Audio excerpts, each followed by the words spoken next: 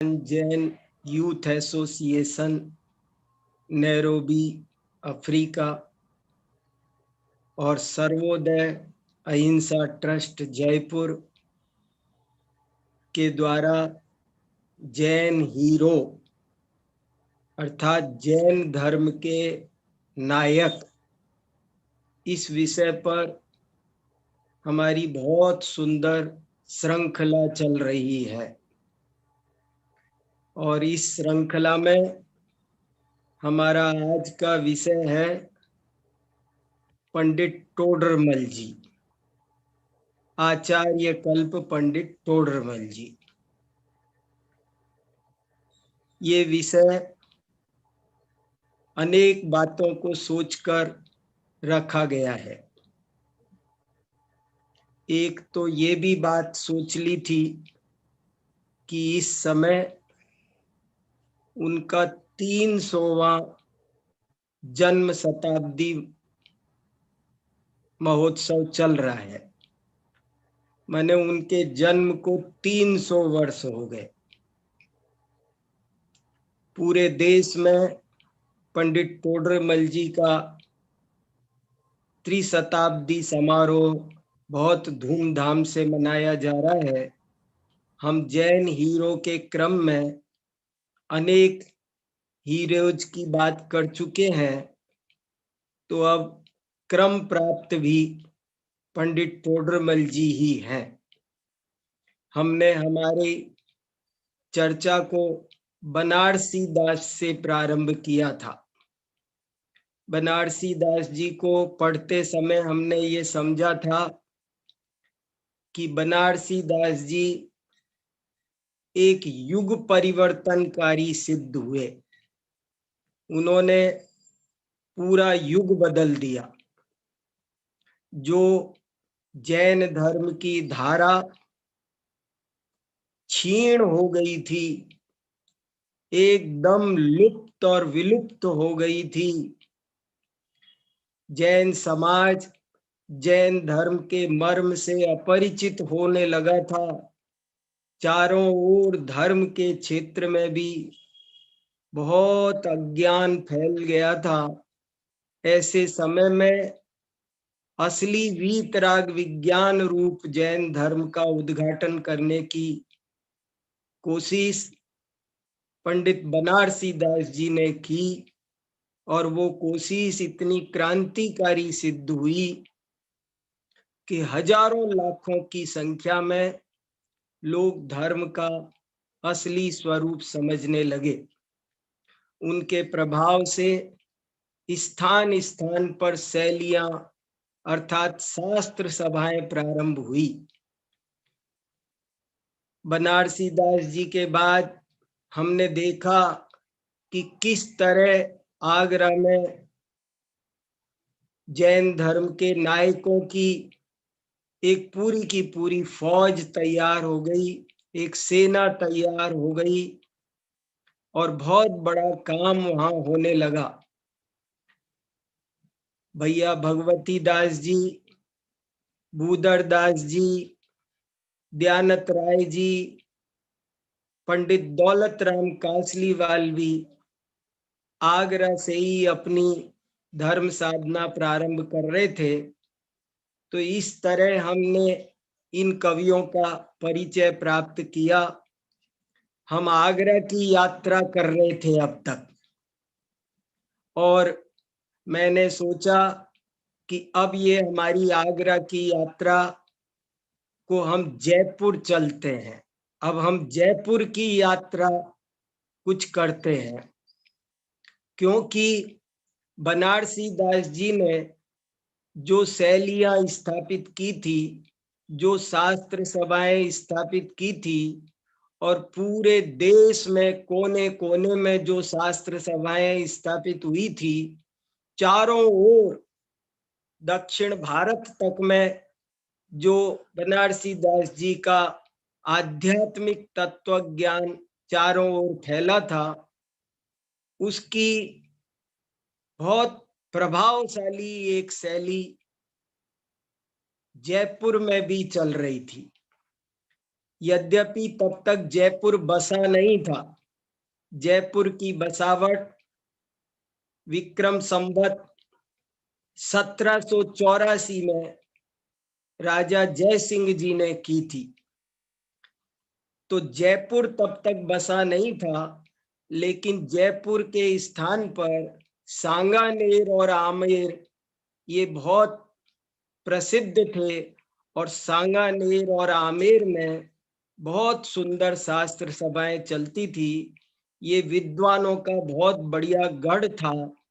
ऐसी ही जगह पर पंडित टोडरमल जी एक दैदीप्यमान सूर्य के समान वहां पर हुए। आज हम उन्हीं पंडित टोडरमल जी के बारे में कुछ जानने की कोशिश करेंगे। ये बात आपको मेरे आज के मंगलाचरण से भी पता चल गई होगी, क्योंकि मैंने जो मंगलाचरण किया था, मंगलमय मंगल करण वीतराग विज्ञान, वो मंगलाचरण पंडित टोडरमल जी ने ही लिखा है। उनकी जो सुंदर कृति मोक्ष मार्ग प्रकाशक है, ये उसका मंगलाचरण का बहुत सुंदर दोहा है, बहुत ही अद्भुत है, और कितनी भी देर इसी पर बात की जा सकती है। पंडित टोडरमल जी के ग्रंथों की एक एक पंक्तियां ऐसी हैं कि जिन पर हम घंटों चर्चा कर सकते हैं, लेकिन हम हमारे सीमित समय में, मैं आपको सर्वप्रथम उनका परिचय देना चाहता हूं। उनके जीवन वृत्त से, उनके व्यक्तित्व से और उनकी रचनाओं से हम थोड़े परिचित हों। जो लोग अपरिचित हैं वे जरूर परिचित हों। जैन समाज का बच्चा बच्चा पंडित टोडरमल जी से परिचित होना चाहिए।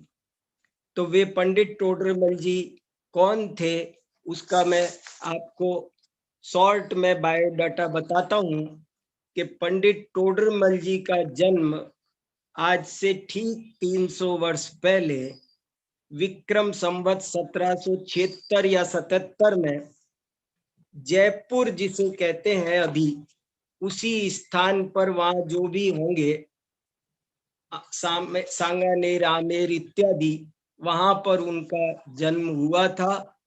और विक्रम संवत 1823-24 में उनका निधन हुआ था। करीब 47 वर्ष की उनकी कुल उम्र थी। पंडित टोडरमल जी के समय वहां जयपुर में दो राजाओं का राज्य था। एक सवाई जयसिंह जी, जो करीब 16 साल तक राजा रहे, 1784 से 1800 तक, और उसके बाद में उनके पुत्र माधो सिंह जी, जो करीब 24 वर्ष तक राजा रहे, विक्रम संवत 1800 लेकर 1824 तक। इतना दो राजाओं का राज्यकाल उनका था। पंडित टोडरमल जी के पिताजी का नाम जोगीदास था और उनकी माताजी का नाम रंभा देवी था। वे खंडेलवाल वैश्य थे। गोदी का उनका गोत्र था, जिसको वहां राजस्थान में गोदिका के साथ साथ भौसा और बड़जात्या भी कहा जाता है। पंडित टोडरमल जी के दो पुत्र थे, एक का नाम हरिचंद और दूसरे का गुमानी राम। गुमानी राम तो पंडित टोडरमल जी की तरह ही बहुत प्रसिद्ध विद्वान बने और उन्होंने कई ग्रंथ भी लिखे। उनके नाम पंडित टोडरमल जी के बाद में वो जो शास्त्र सभा चलती थी, उस शास्त्र सभा के मानो नेता गुमानी राम जी ही बने थे, और उनके नाम से एक गुमान पंथ के प्रचलित हो गया था। ऐसे विद्वान उनके पुत्र थे, और ये उनका सामान्य परिचय हमको मिलता है। इसके अलावा भी बहुत सारी बातें कुछ किंवदंती के रूप में मिलती है, कुछ क्या क्या मिलती है, पर प्रमाण उनके ज्यादा नहीं मिलते हैं। तथापि कुछ बातें बहुत संक्षेप में रखने की कोशिश करूंगा। जयपुर में उस समय पंडित बंशीधर जी थे, वो शास्त्र सभा चलाते थे। और जैसा कि मैं कह चुका हूं कि जयपुर में बहुत ही शानदार शैली चलती थी, जिसका कोई आज कल्पना भी नहीं कर सकता कि उस जमाने में इतनी सुंदर शैली चलती होगी। एक बहुत सुंदर प्रबंधन के साथ, बहुत सुंदर व्यवस्था के साथ में वहां पर ये सेवा चलती थी। उस जमाने में आप ये देखिए कि वहां करीब 1000-1200 लोग रोजाना शास्त्र सभा में आते थे प्रवचन सुनने के लिए, और कम से कम 25-30 लोग बहुत अच्छे संस्कृत प्राकृत के जानकार थे। उस जमाने में एक ब्रह्मचारी रायमल जी भी हुए हैं।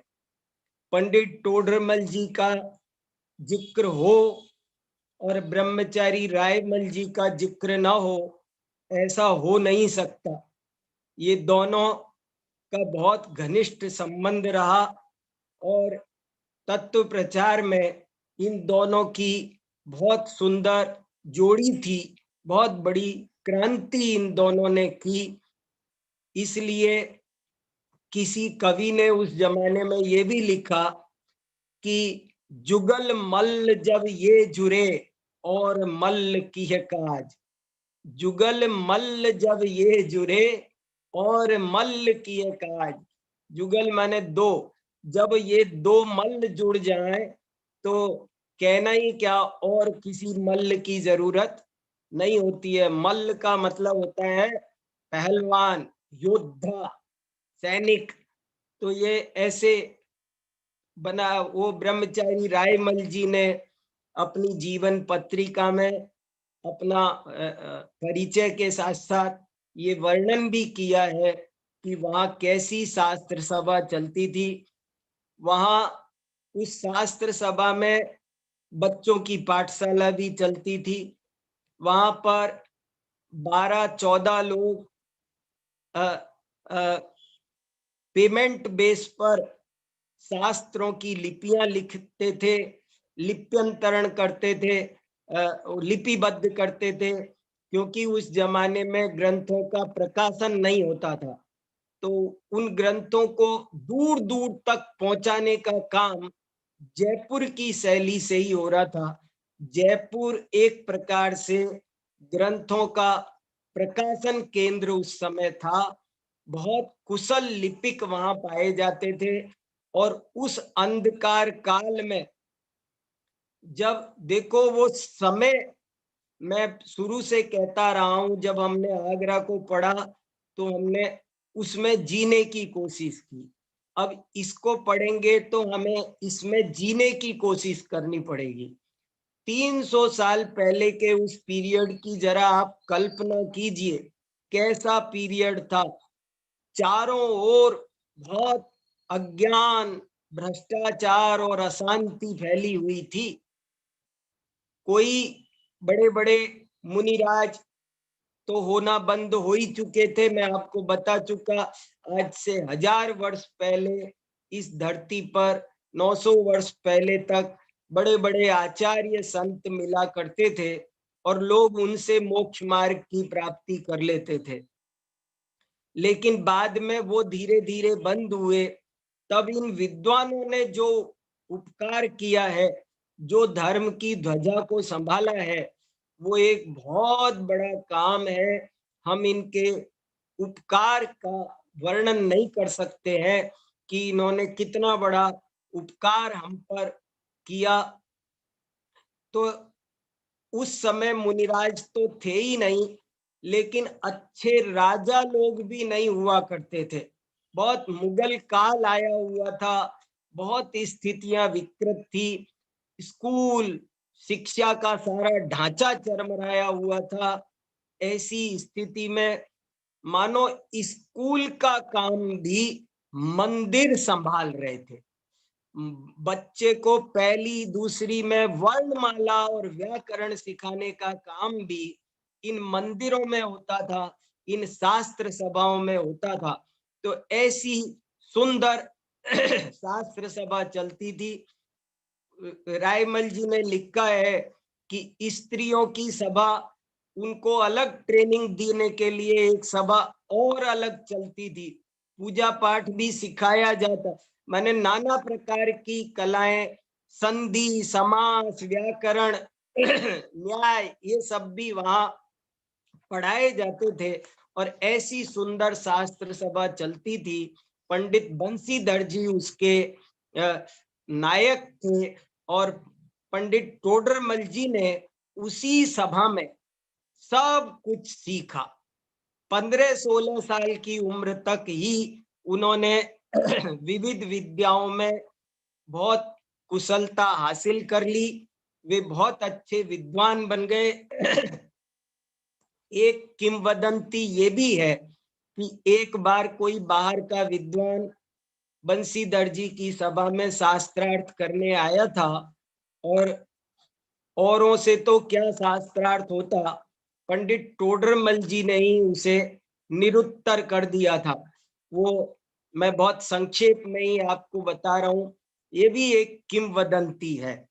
पंडित टोडरमल जी अद्भुत प्रतिभा के धनी थे, बहुत मेधावी, बहुत ब्रिलियंट। वो उन जैसा, इस बारे में भी ब्रह्मचारी रायमल जी ने ऐसा लिखा है कि मैंने टोडरमल जी के ज्ञान की अद्भुत महिमा देखी। ऐसे महंत बुद्धि के धारक पुरुष ई काल विषय होना दुर्लभ है। इस समय में ऐसे बुद्धिमान लोग होना दुर्लभ है। अद्भुत प्रतिभा के धनी टोडरमल जी थे, लेकिन प्रतिभा के साथ साथ उनमें विनम्रता भी कूट कूट कर भरी हुई थी। विनम्रता की वे मूर्ति थे। बहुत अधिक तत्व ज्ञान उन्होंने किया था, बहुत गहरा शास्त्राभ्यास किया था। थोड़े दिन के लिए उन्हें आजीविका के लिए जयपुर के पास एक सिंघाड़ा नाम का गांव है, जो अभी भी खेतड़ी प्रोजेक्ट में आता है और करीब 125-150 किलोमीटर दूर है शेखावाटी जिले में। और उधर वे गए थे और वहां किसी साहूकार के यहाँ उन्होंने काम किया था और वहीं पर सबसे पहले उनको ब्रह्मचारी रायमल जी मिले थे। लेकिन बाद में, थोड़े ही दिन बाद में, वे वापस जयपुर में ही आ गए और पूरी तरह आत्म साधना में और साहित्य साधना में तत्पर हो गए। वे ऐसे तत्व विचारों में, साहित्य साधना में, आत्म साधना में मग्न रहते थे कि इसके बारे में भी एक किंवदंती है कि जब वे अपने एक ग्रंथ की टीका लिख रहे थे तो उनको 6 महीने तक, बोले माँ ने भोजन में नमक नहीं डाला तो उनको नमक का पता नहीं चला। वे एक दिन कहने लगे भोजन करते समय कि माँ आज नमक नहीं है। तो माँ ने कहा कि अच्छा, तुम्हारा ग्रंथ पूरा हो गया लगता है। मैं तो 6 महीने से नमक नहीं डाल रही, तुमको आज पता चल रहा है। कहने का मतलब ये कि वे धुन के धनी थे और बहुत गहरे अभ्यासी थे, विद्वान इतने थे, अध्ययन के शौकीन। देखो, लिखा है कि उस जमाने में कर्नाटक से उन्होंने ग्रंथ मंगाए, धवला आदि। तो कुछ ग्रंथ धवला आदि तो नहीं आए, लेकिन 10-12 ग्रंथ फिर भी आए। और वे उन ग्रंथों को, जो कन्नड़ लिपि में लिखे हुए थे, उनको वे पढ़ लेते थे। पंडित टोडरमल जी ने कन्नड़ लिपि उस जमाने में अपने आप सीखी। कन्नड़ लिपि सब बहुत कठिन होती है, द्रविड़ लिपि होती है, जलेबी जलेबी जैसे अक्षर बनाने पड़ते हैं, लेकिन उन्होंने वो लिपि भी सीखी। शास्त्रों को पढ़ने के लिए चारों अनुयोगों के बहुत अच्छे विद्वान थे। वे कवि भी थे, वे गद्यकार भी थे। वे गद्य अभी तक हमने जो पढ़े हैं, दयानंद राय जी, भूधरदास जी, ये सब केवल कवि थे। लेकिन ये जो थे, ये कवि भी थे और गद्य भी लिखते थे। उस जमाने में गद्य के इनको आद्य प्रणेता माना जाता है। सबसे पहले इतना सुंदर हिंदी का गद्य लिखना, और पद्य भी बहुत सुंदर पद्य। और इतना ही नहीं, आपको क्या बताऊं, ये संस्कृत में भी कविता लिखने में कुशल थे। इन्होंने जो गोमट सार की पूजा लिखी है, वो संस्कृत में, संस्कृत काव्य में लिखी है। इससे पता चलता है कि ये संस्कृत में भी कविता कर सकते थे। अन्य दर्शनों का, दूसरे सभी धर्म दर्शनों का, वेद, उपनिषद, पुराण, जैन धर्म के चारों अनुयोग तो इन्होंने पढ़े ही थे, लेकिन और धर्मों के सांख्य दर्शन क्या कहता है, वेदांत दर्शन क्या कहता है, उन सब को भी इन्होंने बहुत गहराई से पढ़ा था। माने विद्वत्ता की बहुत बड़ी पराकाष्ठा, बहुत बड़ी मूर्ति। अध्यात्म के साथ में इनका आगम का ज्ञान, विद्वत्ता के साथ विनय का समन्वय कहीं देखना हो तो आपको टोडरमल जी जैसा उदाहरण शायद ही कहीं मिलेगा। इतने विनम्र, उनका ग्रंथ पढ़कर देखो तो आपको जगह जगह, मोक्ष मार्ग प्रकाशक का प्रारंभ पढ़ो तो कितनी विनम्रता टपक रही है।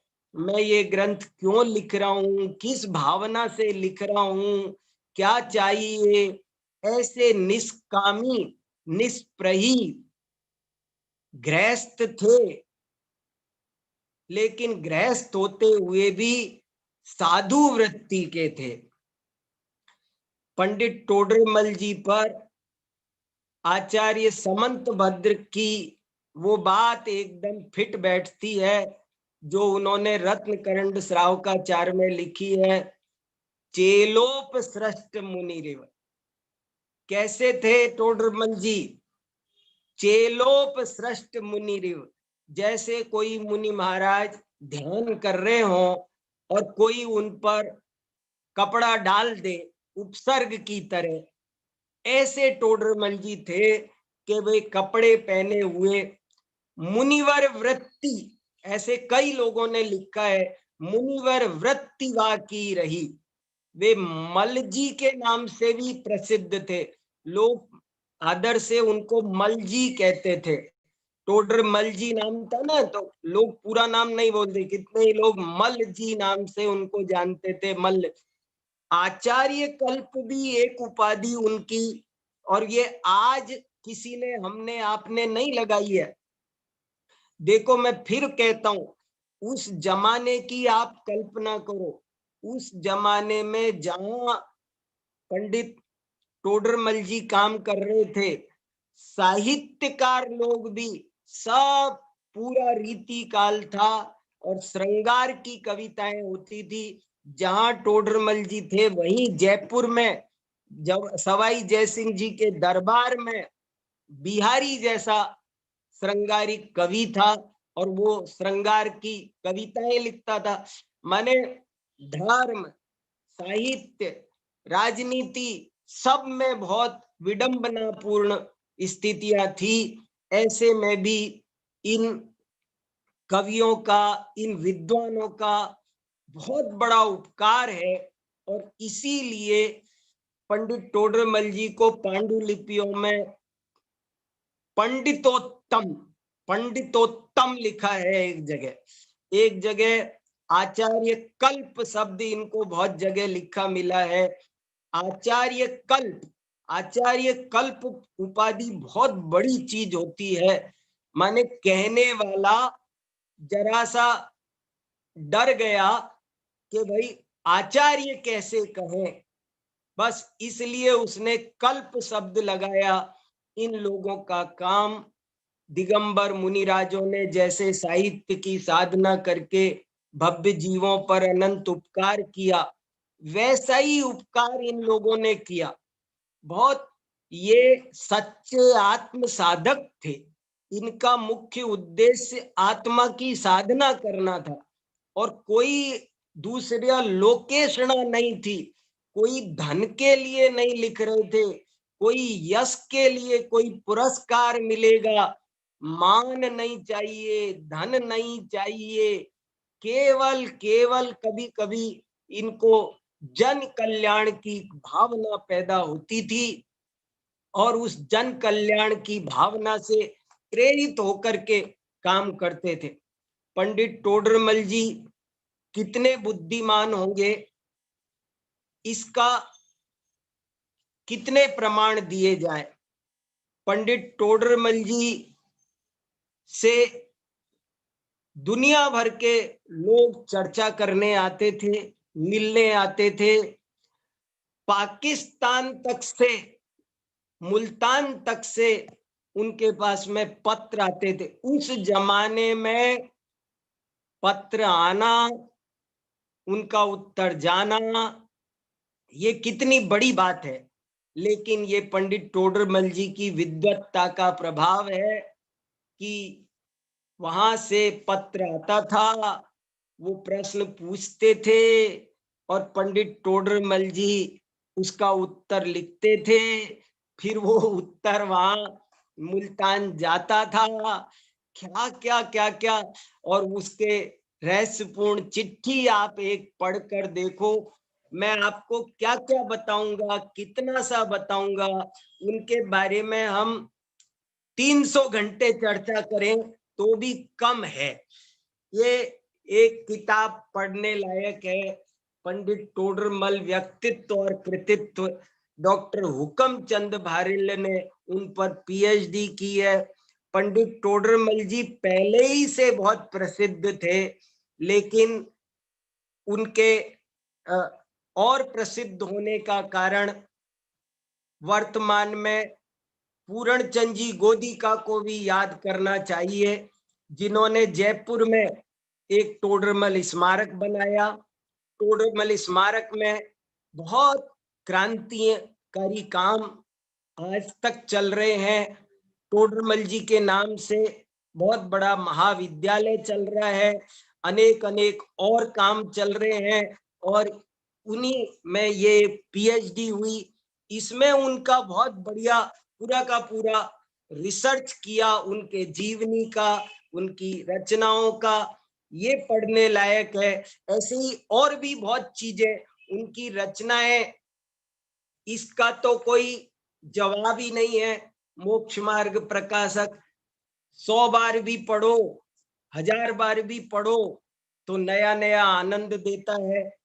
देखो पंडित टोडरमल जी ने क्या क्या ग्रंथ लिखे, मैं थोड़ा आपको नाम सुनाता हूं उनके ग्रंथों का।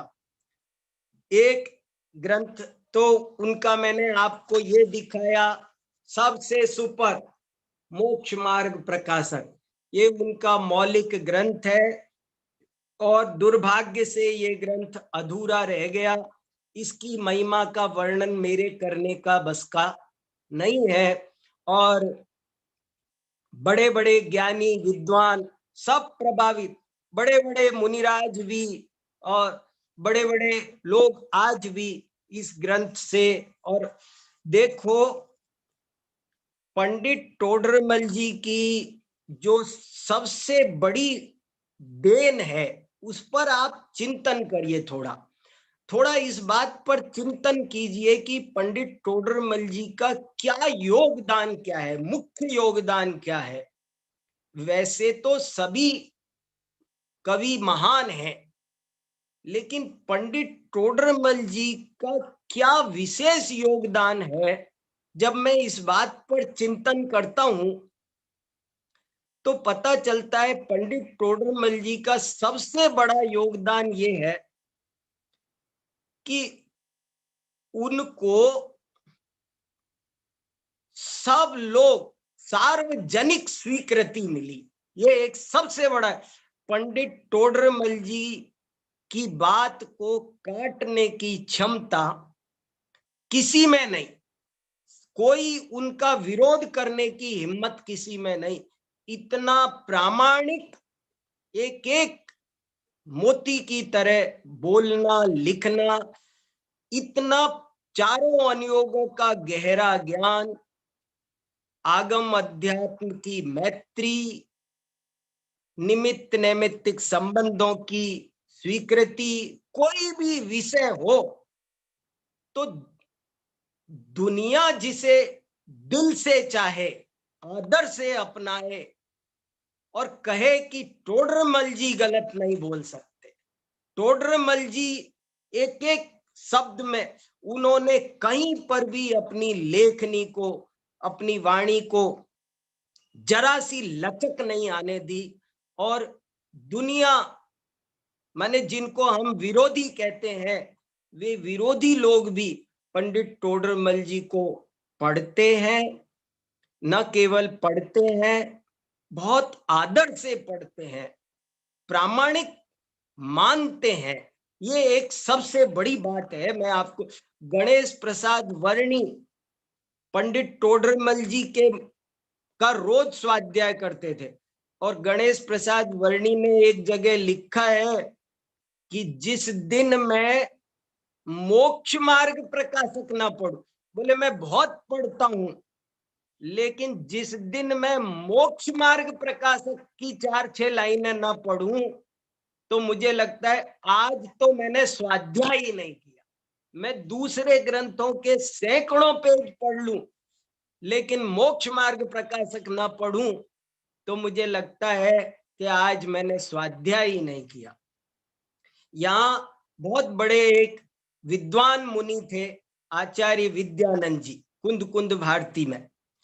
वो कहते थे, मुझे तो कभी भी जिनवाणी में कहीं कोई शंका होती है तो उसका समाधान यदि कहीं मिलता है तो पंडित टोडरमल जी में मिलता है।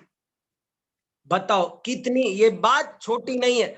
मैं आपको ये बताना चाह रहा हूं कि क्या हो रहा था कि एक आध्यात्म का वातावरण बना था, तो साथ में कुछ विरोधी भी तैयार हो गए थे, और वो कहते थे कि तुम लोग तो लीक से हटके बात करते हो, तुम आगम की जो मूल परंपरा है उससे हटकर बात करते हो। पंडित टोडरमल जी उसका जवाब लेकर सामने आए। वे इतने अच्छे विद्वान थे और इतने अच्छे ज्ञाता थे कि सबकी बोलती बंद हो गई और लोग समझ गए कि ये जो बोलेंगे वो बहुत प्रामाणिक बोलेंगे, बहुत नपा तुला और संतुलित बोलेंगे। देखो, पंडित टोडरमल जी पर ये एक पुस्तक निकली थी, टोडरमल जयंती स्मारिका, और इस का मैं आपको एक गजब की बात सुनाऊं मैं, कि इसमें बड़े बड़े धुरंधर विद्वानों के लेख हैं, दूसरे सब तरह के प्रकांड पंडितों के।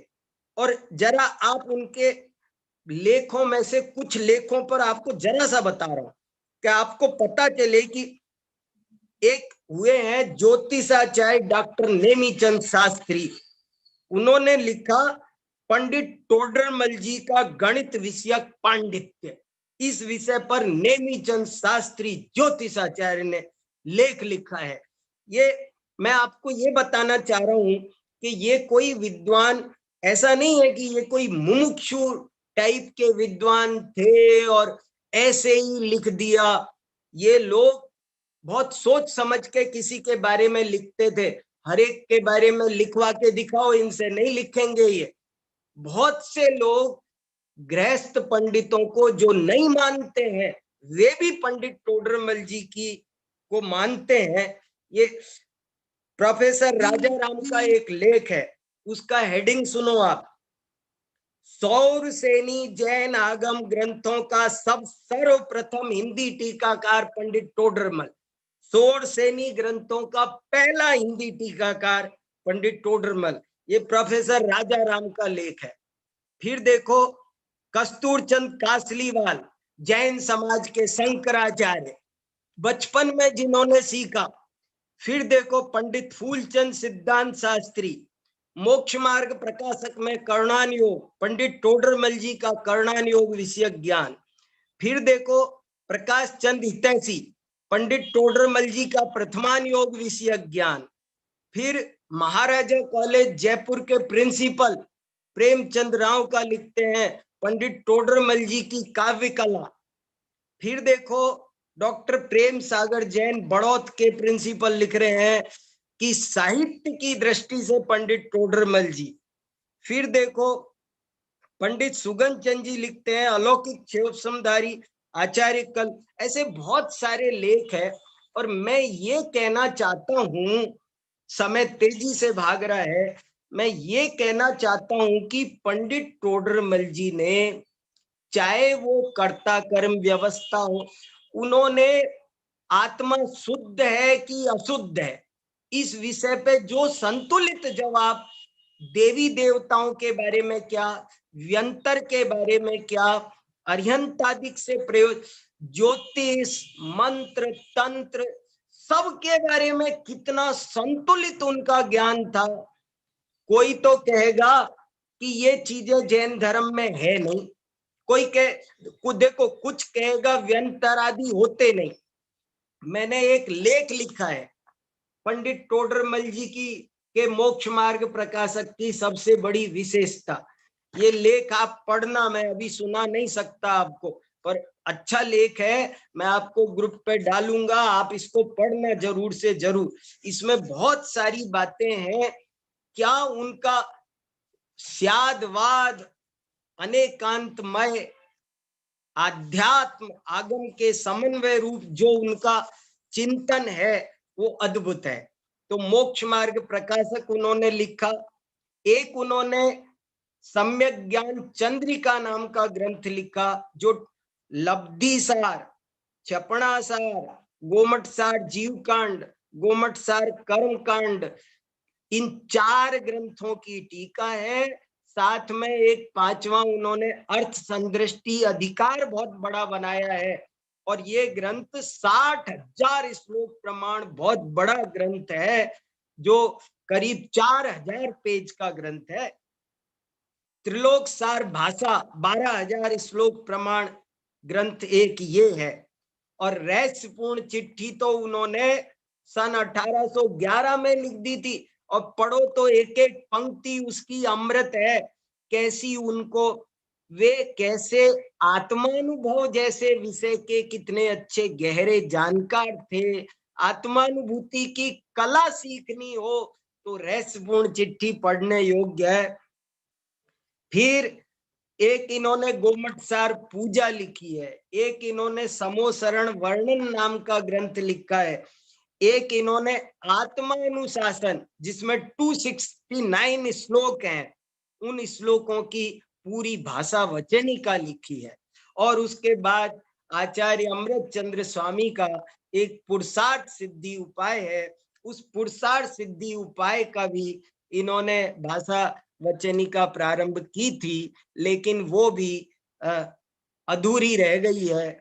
उसको बाद में पंडित दौलत राम कासलीवाल ने पूर्ण किया था। और मोक्ष मार्ग प्रकाशक को पूर्ण करने का तो अनेक विद्वानों से निवेदन किया गया, लेकिन सब ने विनम्रता के साथ में इनकार किया कि मोक्ष मार्ग प्रकाशक जैसे ग्रंथ को पूर्ण करने की क्षमता हम में नहीं है।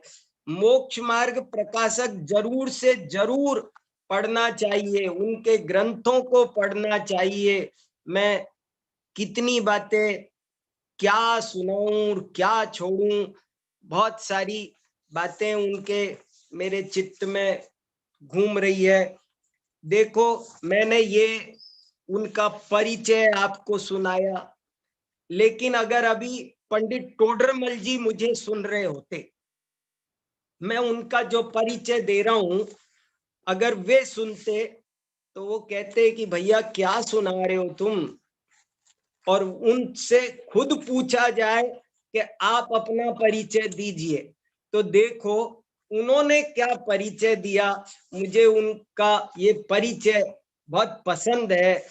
क्या उनका चिंतन था क्या।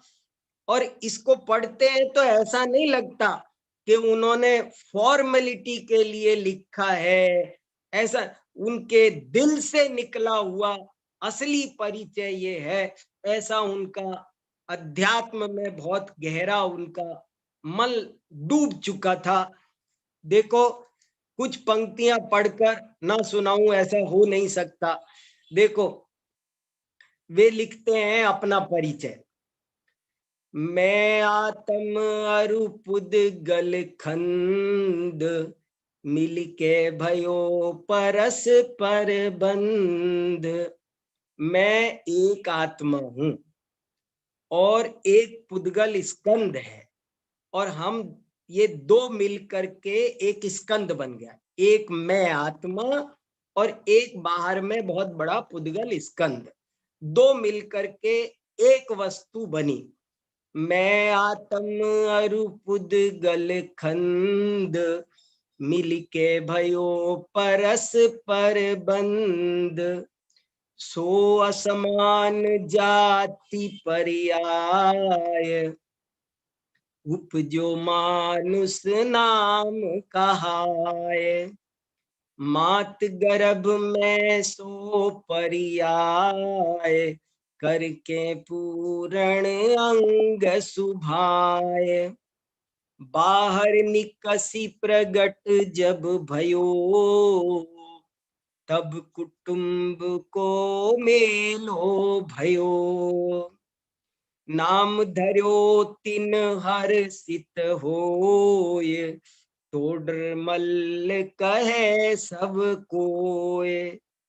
ऐसो ये मानुष पर्याय, बदत भयो निज काल गवाए। देश ढूंढारे माई महान, नगर सवाई जयपुर थान। तामे ताको रहनो घनो, थोड़ो रहनो ठे बनो।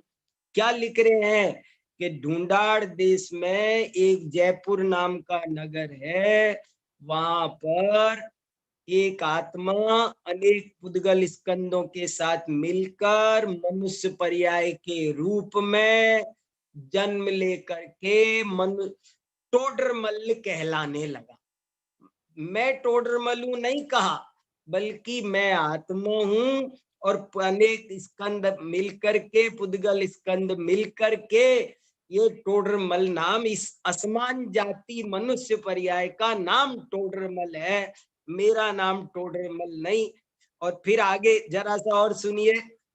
तिस पर्याय विषय जो कोय, देखन जानन हारो सोय। मैं हूँ जीव द्रव्य गुण भूप, एक अनादि अनंत अरूप। उस असमान जाति पुद्गल पर्याय में जो देखने जानने वाला तत्व है, वह तो वो हूं। मैं वो जीव द्रव्य हूं, गुणों का भूप। कर्म उदय को कारण पाए, रागादिक हो है दुखदाय। ते मेरे औपाधिक भाव, इनको विन से मैं शिवराय। अभी एक पंक्ति और जरूर से जरूर इसके आगे की सुनना जरूरी है, जो असली मर्म अब खुल के भेद विज्ञान आ रहा है। कैसी भेद विज्ञान की पंक्तियां हैं, देखो। वचनादिक लिखनादिक क्रिया, वर्णादिक अरु इंद्रिय हिया। ये सब हैं पुद्गल के खेल, इनमें नाही हमारो मेल। इस पंक्ति में तो मानो उन्होंने पूरा वेद विज्ञान का मंत्र ही बना दिया मानो। ये सब हैं पुद्गल के खेल। देखो शास्त्र लिख रहा हूं मैं, ये शास्त्र लिखा तो कह रहे मैं जो बोलता हूं, मैं जो लिखता हूं, ये क्या है? किसने लिखे ये ग्रंथ?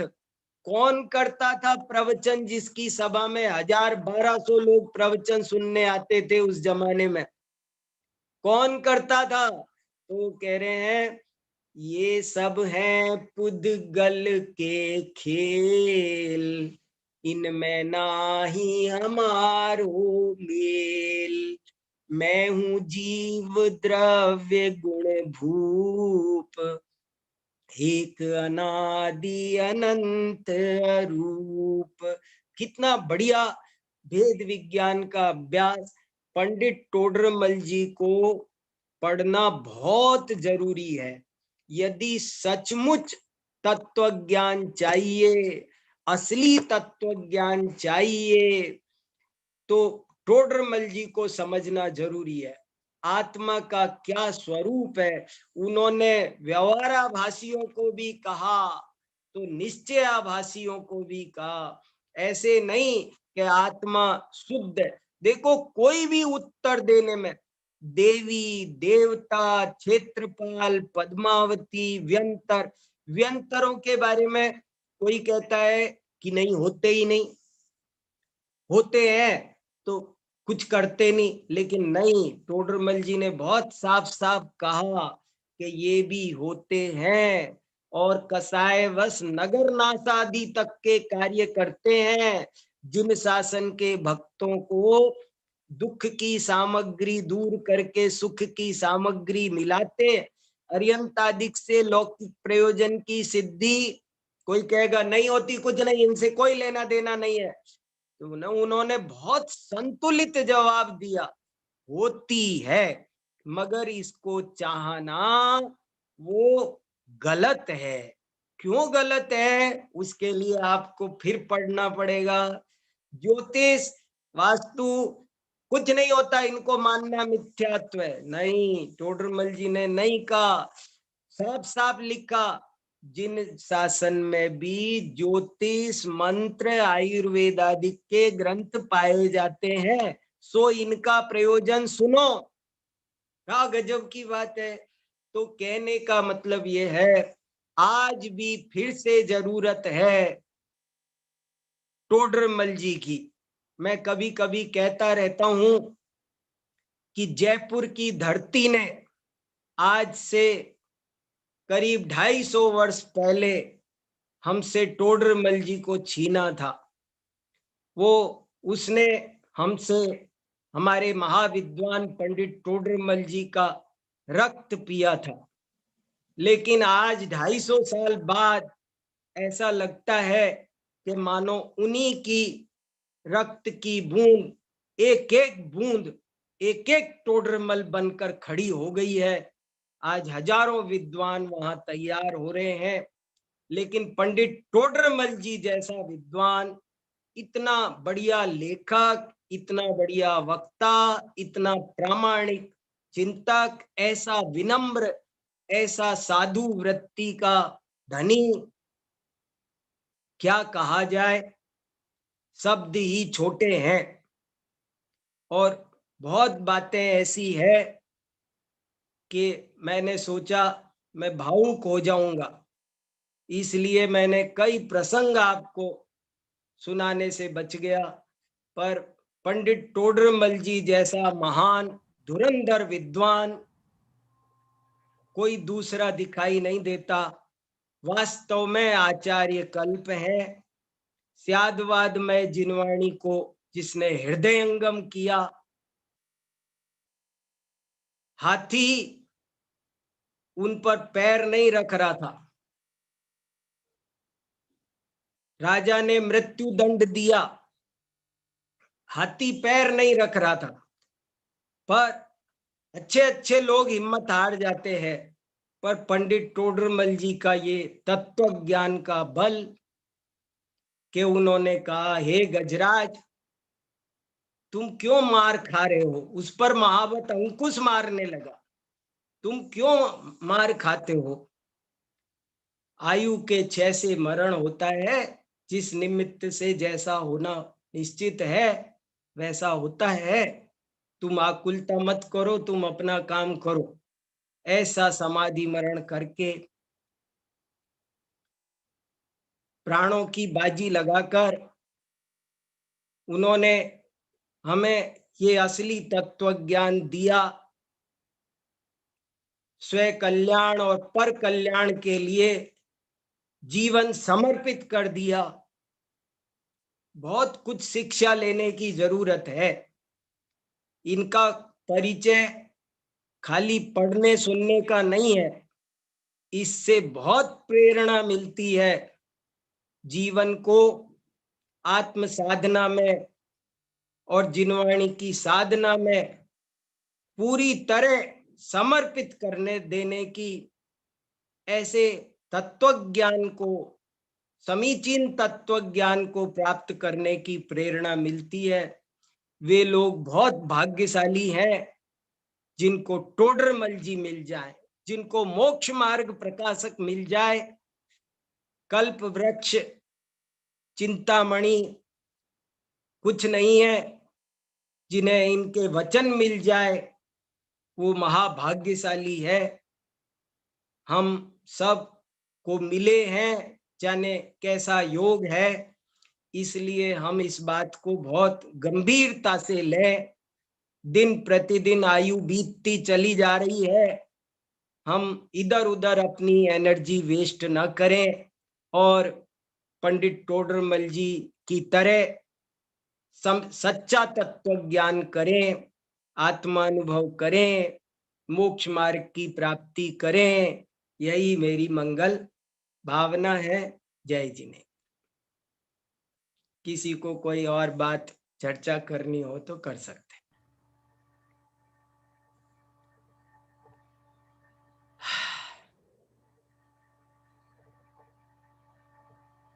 अगर किसी को कुछ क्वेश्चंस है तो वो पूछ सकते हैं।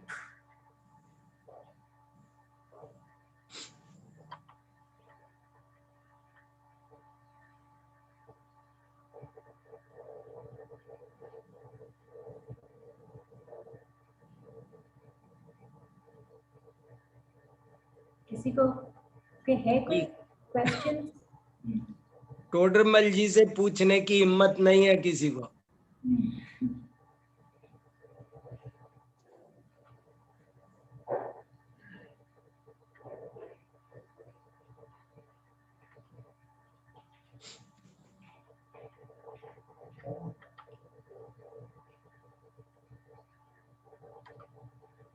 ठीक है, तो फिर मैं एक प्रश्न पूछती हूँ। हाँ हाँ बोलिए। हमने किसी ने अपना हाथ ऊंचा किया है। ऋषभ कुमार जैन ने हाथ ऊंचा किया है।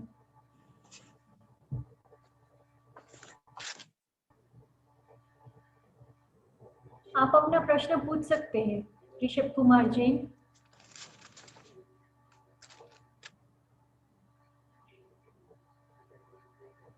And Pragya, you can ask as well. Hello. हाँ बोलिए। हेलो।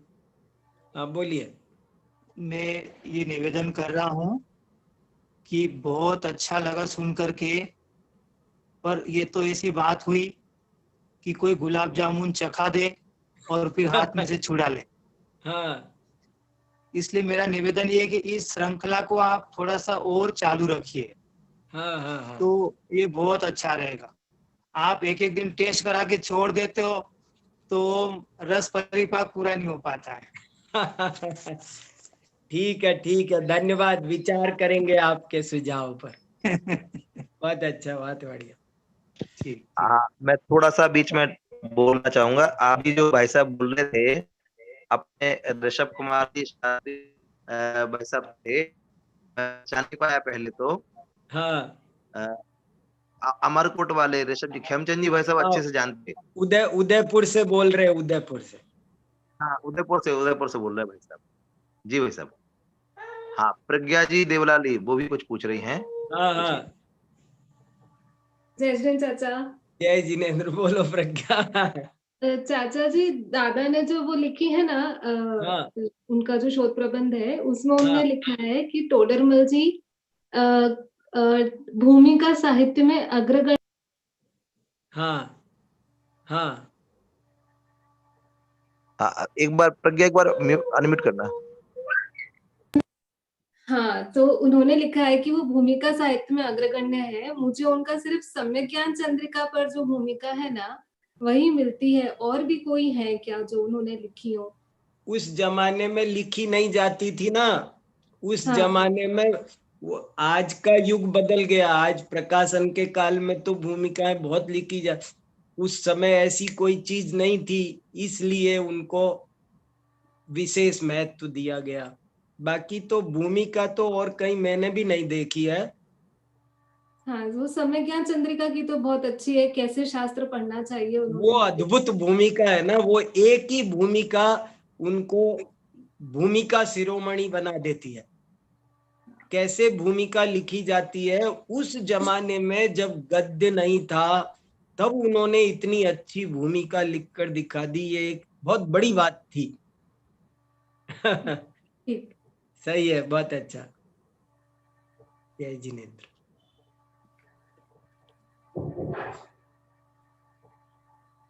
हाँ, कोमल जी आप बोलिए। हाँ ठीक है, अगर हम किसी और को कोई प्रश्न नहीं है then maybe we can finish for tonight.